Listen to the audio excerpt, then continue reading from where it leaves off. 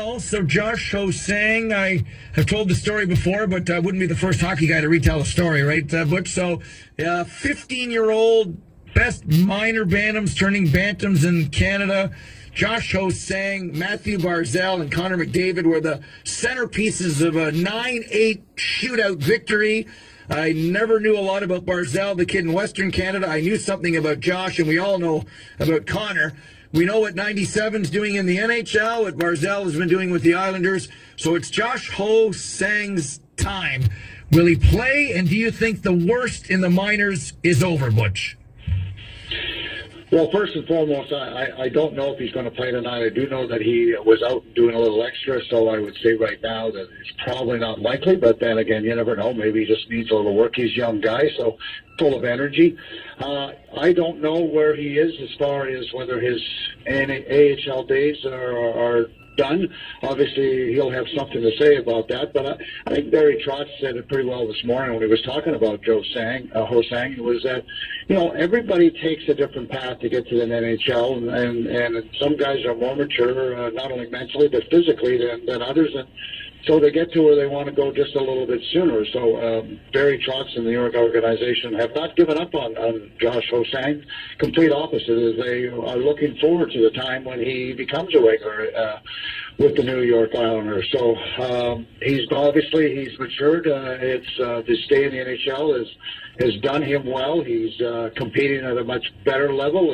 He's recognizing more, I guess you would say, more facilities that are available in the or parts of the game in the American Hockey League, such as playing on both sides of the puck. And he's not the first guy that's that has to learn that part of the game. I mean, when you're a good player, a great player, you don't have to worry about what to do when you don't have the puck because you have it so doggone much. So a lot of young guys, it takes them a little while to understand that part of the game, and he's doing that. He's getting better and better, and hopefully we'll get a chance in the very near future to see just where he's at. But, what I saw from him, when he first came up, this is a guy that has an awful lot of skill, and so he would be a tremendous asset for the Islanders. Absolutely. The skill is there. Let's hope that he can put it all together inside a toolbox and do great things for the Islanders and for himself. I mentioned Mathew Barzal, and it's been an interesting year for him and the Islanders. The other night, Bailey was pushed to the third line, and then we've seen some scoring, and then some other guys who stick out in terms of Jordan Eberle, 13 points in 28 games. He's better than that. His -10 sticks out. Barzal's -12, only 3 goals in 28 games. So life after John Tavares is still been pretty good for the Islanders, but not as good for Mathew Barzal. I don't call it struggling. What would you say that he's dealing with in year 2 under a new head coach and without number 91, Butch? Well, I just think there's a whole lot more accountability going on right now with the team. It's not just about an individual and how well he can do. It's about a team concept and how does the team get better. And obviously everybody's looked at what they did last year as far as goals against. I mean, they got destroyed. We're 31st in the league, and hiring Barry Trotz, he's obviously a very defensive-minded guy. Tremendous success, been around a long time, brings the Stanley Cup with him. He has a certain way he wants things done, and if you talk to every player on this team, they'll tell you the same thing. He's holding them accountable. So it's not just go up the ice and play offense. It's you've got to play both ends of the rink, and you got to play well. And if you don't, you're not going to play as well. So I think there's a lot of players, not only Eberle or Barzal, that are struggling a little bit to get their game on path, because it's not lose 6-5, it's win, and if it means you win 2-1 or 1-0 and you don't get on the score sheet, well, that's okay. And so when you like to put points up on the board, that's not always an easy adjustment. But these guys are slowly but surely they're getting the hang of it. They're playing better hockey. They're way better than anybody thought they were going to be. I mean, everybody thought when Tavares left and the way the team played in the last 50 games that they had no shot to get into the playoffs, and now I think it's a realistic thought. So a lot of things going on, and what I tell people honestly is that people forget that Barzal is a young kid. I mean, it takes a good 3, 4, 5 years before you really settle in under your skates, and mentally you start to understand what the game is all about, and then physically you get stronger, and it takes some time for you to adjust, for everybody who's also adjusting. I mean, we talk about the goaltenders all the time. First time around, they all look like Jock Pond or Kenny Dryden or something similar. Second time around, all of a sudden there's some holes in them.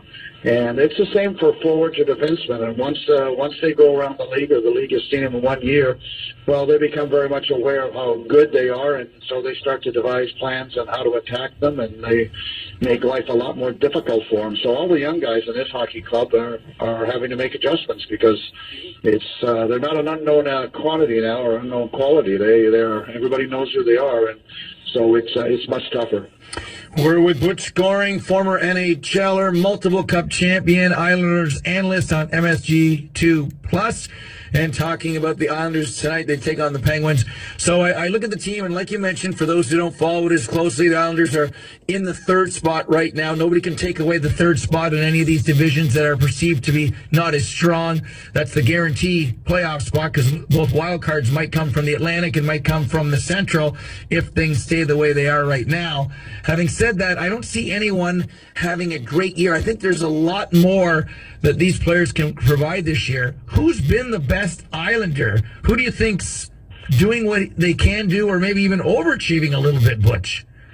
Well, I think there's no doubt that the captain's been the best player. There's absolutely no question. I mean, Anders Lee has been the most consistent. He knows his game, and he brings it to the table game in and game out. I mean, he took a pretty hard hit the other night in Detroit from Cromwell, and came back and played, but the team responded to his tough shift, and he's been a great choice as a captain. I mean, he's a real gentleman, a real professional, a wonderful guy off the ice.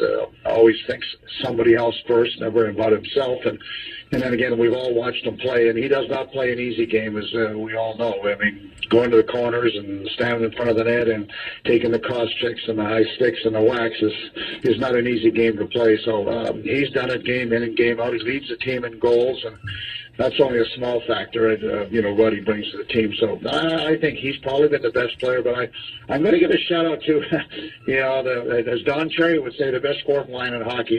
They have been everything that Coach Trotz hopes they would have been. And Matt Martin coming back and teaming up against with Cizikas and Clutterbuck, they have been unbelievable.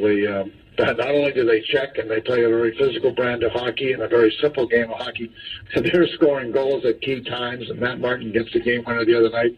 Cizikas had the game winner, I think, a couple nights earlier. So they have played very, very well. So there's a lot of things going well, and as I said, every game, they've been in pretty much every game. They have the odd bad one, and who doesn't, but this is a team that's getting an identity, and that's probably the most important thing. In the 1 minute that we have left, and that's good, that shutouts are good. Don's taught us all well. Shutouts are good, especially to those types of players who sometimes can be forgotten. Vegas has a pretty good fourth line as well that also is chipping in offensively. Greiss and Leonard, has any one outplayed the other? And what letter grade would you give each of these two goalies now, who both are above the league average, well above the league average in save percentage, Butch?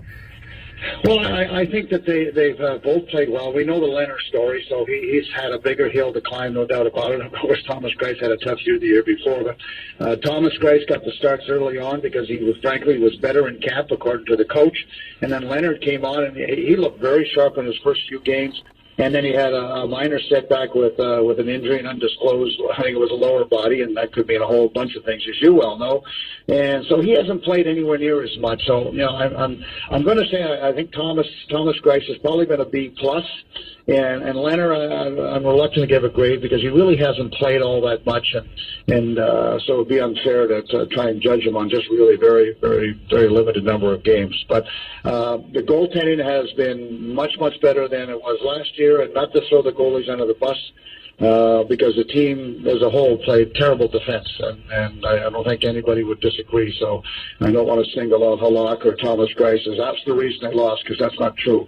It was a team effort, and which it should be when you win and when you lose. So, but the goaltending and the whole team defense, and I think the team's goals against average is somewhere around 8th right now in the league, and so that's a big improvement.